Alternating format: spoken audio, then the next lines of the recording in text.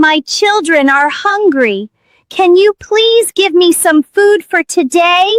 Get lost! Poor people don't belong here!